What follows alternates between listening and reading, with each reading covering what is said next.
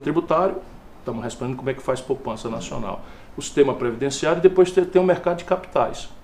No Brasil, a nossa Bolsa de Valores é um mero cassino. Ou seja, eu tenho ações, você tem ações, a gente vai para lá e começa a especular. E aquilo não vira capitalização de empresa, que é o mecanismo moderno do capitalismo moderno, é você, né, quer expandir a empresa, você em vez de tomar dinheiro emprestado a juro alto, você abre o capital, lança ações e a poupança da sociedade vem e se associa. Grandes fundos de pensão dos trabalhadores se associam e capitalizam as empresas. Aqui não existe isso. Como não existe um volume relevante de venture capital, que é o dinheiro que financia inovação, isso são caminhos para levar a poupança nacional. Como é que a gente vai sair disso? O que você Aí faria, o drama é político. se você pudesse? O drama é político. Você tem o seguinte, vamos lá. 4 motores estão estrangulados. Por isso que eu digo, não tem como a economia brasileira crescer. Primeiro motor, o consumo das famílias. Então você tem hoje uma depressão profunda, porque tem quase 14 milhões de desempregados, recorde de informalidade, 38 milhões e 900 mil brasileiros estão vivendo de bico, cuja característica é essa renda caindo a 413, 513 reais por média, por pessoa, por mês. Depois você tem o crédito, explodiu, o crédito popular. Hoje, Leda, 63 milhões e 500 mil brasileiros estão com o nome sujo no SPC. Renda e emprego vem depois, mas uma política pública pode consertar o crédito. E a gente, quando propõe isso, eles levam o debate. Não, é mais do que isso. Eu estudei tudo isso. Porque você defendeu na campanha. E eu estou me preparando para assumir a presidência da República, se essa for a vontade do povo brasileiro. Então eu estou com as propostas para bater aqui na cara e dizer como é. Então quanto é que tudo dessas famílias, 63 milhões e 500 mil, estão devendo? 282 bilhões de reais, é a soma. Só que isso é inflado por juros sobre juros, multa, taxa de permanência, aquelas letrinhas pequenininhas dos contratos que o povo entra e cai e se arrebenta. É um crediário de 600 reais, que o camarada tinha emprego, achava que ia melhorar de salário, de repente esses 600 reais virou 4.200 reais, sem ele entender por que foi, e ele perdeu o emprego. Né, e está com dificuldades tremendas, né, para tocar a vida. Se a gente não fizer uma política pública, e o Brasil tem as ferramentas, a Caixa Econômica e o Banco do Brasil, se eu pudesse administrar o país, fariam linhas de crédito e o governo assessoraria essas famílias. Quando elas vão sozinhas, as pessoas vão sozinhas no leilão do Serasa, elas conseguem desconto de 90%. É verdade. Por quê? Porque isso é juro, multa, fumaça, etc. E aquilo não vai ser recuperado nunca. Então, para certos credores, é muito melhor recuperar 10% daquilo que não ia voltar nada. E esses 10% quase equivale ao que de fato era a dívida original, ou seja, o valor do micro-ondas comprado. Então, se o governo ajudar, esse desconto pode melhorar e o governo pode refinanciar isso. Não é dar dinheiro para ninguém, é emprestar. Pega para os 10%, ou seja, se eu tenho 282 bilhões e todo mundo for, estou falando de 28 bilhões de reais.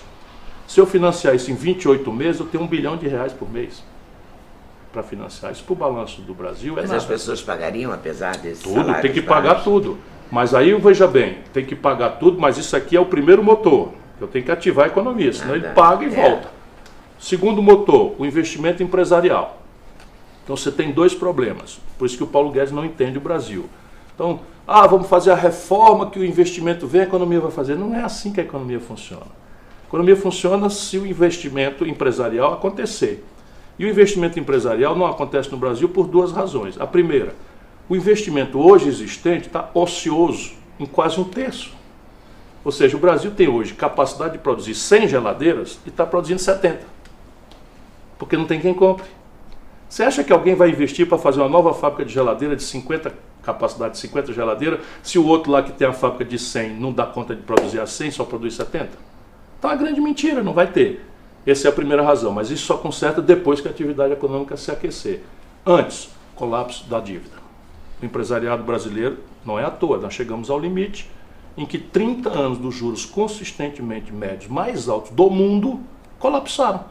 Antes, quando a economia era fechada, o empresariado passava essa ineficiência, que é o custo financeiro, para o consumidor que engolia.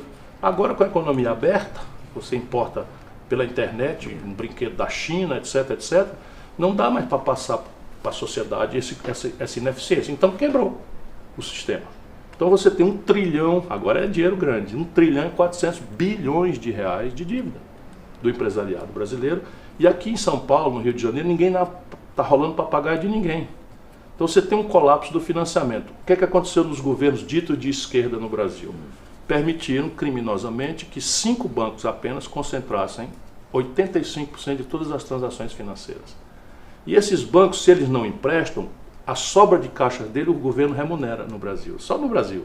Isso é um crime. Então, entendeu? O banco não empresta o dinheiro, mas não tem prejuízo. Por quê? Porque o governo remunera com dinheiro público o dinheiro que ele não emprestou. A risco zero e prazo de 4 dias. Se não consertar isso, não tem saída. E o Brasil tem como consertar. O terceiro motor é investimento público.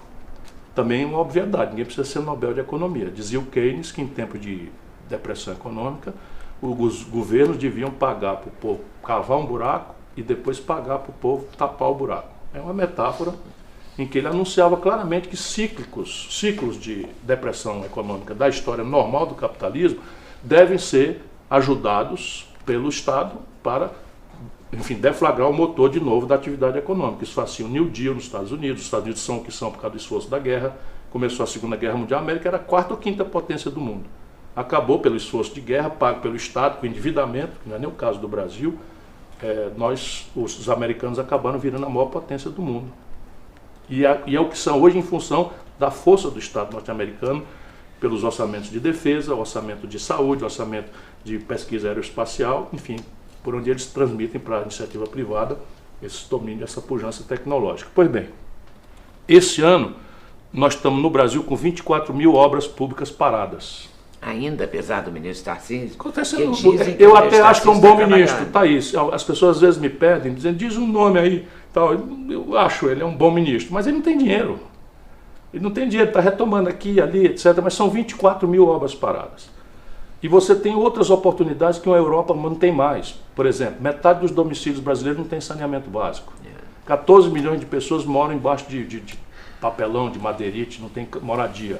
Que são orçamentos, são empreendimentos modulares de escala, que você pode gastar 5, 10, 100, 1000, enfim, não importa nem o insumo, absorve mão de obra com um maior problema de qualificação. Muitos empregos. E assim, só retomando obras paradas, cujos projetos estão feitos, o licenciamento ambiental está feito, algum rolo que tem em Tribunal de Contas, você faz uma força-tarefa, tem muita experiência disso, resolve isso com relativa simplicidade.